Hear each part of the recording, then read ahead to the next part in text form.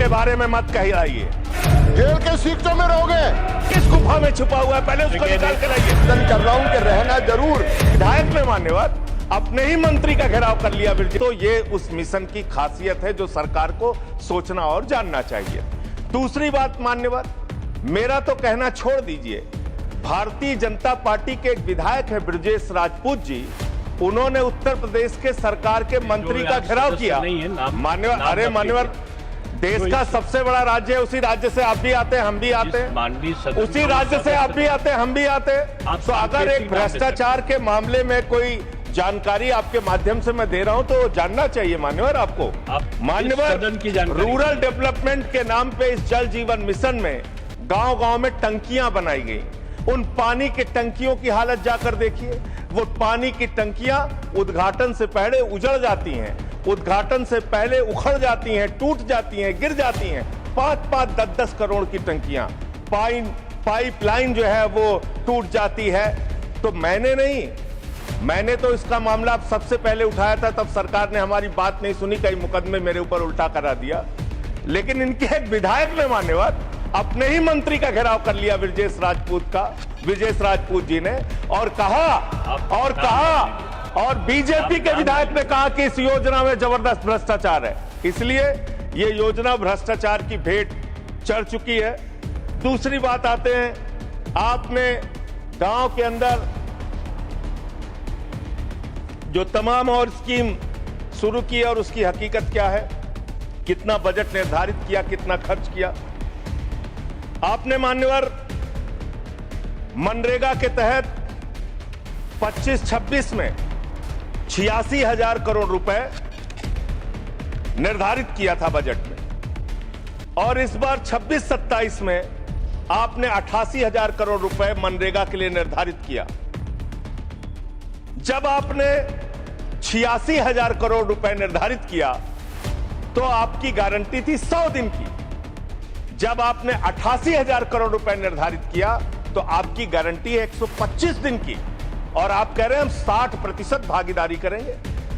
पिछले कई वर्षों से, जब से प्रधानमंत्री नरेंद्र मोदी जी बने हैं इस देश के, और जब से भारतीय जनता पार्टी की सरकार है, मनरेगा की स्कीम में इस सदन के अंदर मैं पूरे जिम्मेदारी से बोलना चाहता हूं, एक भी साल में 50 दिन से ज्यादा आपने रोजगार नहीं दिया। मनरेगा स्कीम को आपने मारने का काम किया, खत्म करने का काम किया, और उसके बाद आपने कह दिया 40% राज्य सरकारों की हिस्सेदारी होगी। जो राज्य सरकारें ज्यादातर घाटे में चल रही हैं, चलिए वो भी आपने कर दिया जो आपको करना था, आपने स्कीम पास कर दी जी राम जी की। लेकिन मुझे आप जरा कृपा करके बताइए, आपके हिस्से का 125 दिन के हिसाब से रुपया बैठता है मंत्री जी 2 लाख करोड़ रुपए, तो आपने तो निर्धारित ही 88,000 करोड़ रुपए किया है। तो आप इस स्कीम में क्या सोचते हैं, क्या आपकी योजना है, और कितना आप बजट निर्धारित करना चाहते हैं? यानी कि आपकी मंशा ही साफ नहीं है कि आप मनरेगा स्कीम को गांव-गांव तक चला सके। इसके बाद मान्यवर आते हैं, एक मिनट पानी मंत्री करना चाहता हूं कि जब मैं बोलूं तब आप सुनने जरूर उपस्थित रहना, बोल के चले मत जाना, एक एक चीज का जवाब दूं।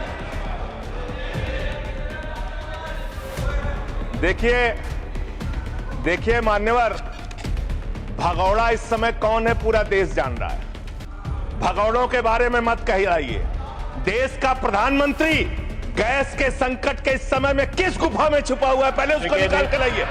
पहले उसको निकाल के लाइए। प्रधानमंत्री किस गुफा में छुपे हुए हैं? मंत्री के बारे में आप हमारे ऊपर टिप्पणी कर रहे हैं, का प्रयोग नहीं करेंगे। आप हमारे ऊपर टिप्पणी कर रहे हैं, ये आप हमारे ऊपर टिप्पणी कर रहे हैं। पूरा देश गैस की लाइनों में खड़ा है, प्रधानमंत्री गुफा में छिपे हुए हैं। प्रधानमंत्री को निकाल के लाइए, प्रधानमंत्री को निकाल के लाइए। मुद्दों पे बात नहीं करेंगे। इस्तेमाल किया है, ये शब्द ठीक नहीं है। अरे मान्यवर, आप मेरा समय जा रहा है मान्यवर महोदय, मान्यवर मेरा समय जा रहा है, कृपा करके समय। जी राम जी पर रात को 1:30 बजे तक मैंने चर्चा सुनी, और जब उत्तर देने की बारी आई तो विपक्ष भाग गया था। इसलिए मैं निवेदन कर रहा हूं कि रहना जरूर, एक एक चीज का जवाब दूंगा, एक एक चीज का। दूसरी चीज है, जो भगोड़ा शब्द है उसको उसमें शामिल नहीं करेंगे। जी मान्यवर, बात करते हैं ग्रामीण विकास की आप बात कर रहे हैं। उज्ज्वला स्कीम के तहत 8 से 10 करोड़ सिलेंडर गांव में आपने बांटे हैं और 10 से 11 करोड़ सिलेंडर के कनेक्शन लोगों ने अपने आप से लिए हैं। 21 करोड़ सिलेंडर के कनेक्शन गांवों में हैं। मैं आपके माध्यम से इस सरकार से पूछना चाहता हूं, मध्य एशिया के अंदर जो युद्ध चल रहा है इजराइल और अमेरिका और ईरान के बीच में, आप क्यों इजराइल की चमचागिरी में खड़े हो गए, जिसके कारण से हिंदुस्तान को आज गैस का संकट भुगतना पड़ रहा है। पूरा देश लाइन में खड़ा है, गांव लाइन में खड़ा है, शहर लाइन में खड़ा है, एक एक इलाका लाइन में खड़ा है। होटल बंद हो रहे हैं मान्यवर। मोरवी के अंदर गुजरात में टाइल्स की फैक्ट्रियां बंद हो रही है मान्यवर। आपने क्या हालत की है। आप राज्यों के साथ न्याय नहीं करते, आप ग्रामीण व्यवस्था के साथ न्याय नहीं करते। आपने बनारस के अंदर 4200 एकड़ जमीन वहां के किसानों की जबरन कब्जा की। 2013 का जो अधिकरण का नियम है वो नियम आपने लागू नहीं किया। वहां लाठियों से किसानों को पीट के प्रधानमंत्री के संसदीय क्षेत्र में जमीनें कब्जा करने का काम आपने किया। जो पंजाब पूरे देश का पीडीएस सिस्टम चलाता है, 50% भागीदारी पंजाब के किसानों की होती है। आपने पंजाब के रूरल डेवलपमेंट का 8000 करोड़ रुपए मार के बैठे हुए। आप बताइए क्यों आपने पंजाब का हिस्सा नहीं दिया, क्यों आप वहां के साथ सौतेला व्यवहार कर रहे हैं। बताइए इस देश को और पंजाब के लोगों को। वहां पर बाढ़ आई, आप भी गए थे मंत्री जी वहां पे दुख जताने के लिए। आपने वहां की भयावह परिस्थितियों को देखा था। बावजूद इसके 1600 करोड़ रुपए की मदद आपने घोषित की थी। 16 पैसे आपने पंजाब को नहीं दिए। 16 पैसे। ये आपकी दुर्भावनापूर्ण नीति है जो राज्यों को भुगतनी पड़ रही है, जो देश को भुगतनी पड़ रही है। और ग्रामीण विकास के नाम पर आपने इस देश के गांव में रहने वाली जनता को लगातार धोखा देने का काम किया है, लगातार उनको ठगने का काम किया है। चाहे वो आंगनबाड़ी की स्कीम हो, आंगनबाड़ी की कार्यकर्तियां, हर काम में उनको आप लगा देते हैं, लेकिन आप उनको पैसा देने के नाम पर आपको हंसी आएगी, हंसी आएगी, हंसी आएगी।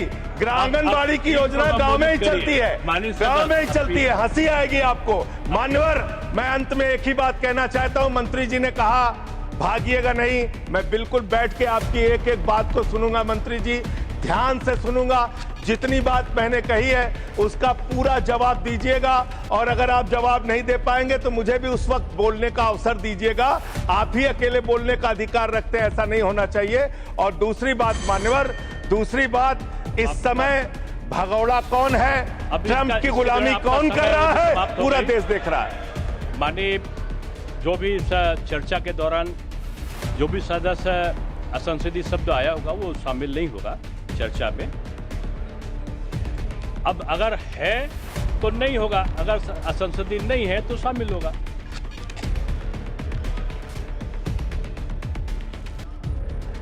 नहीं आएगा, लेकिन आजकल जो व्यवस्था है वो दूर संचार के माध्यम से चली जाती है।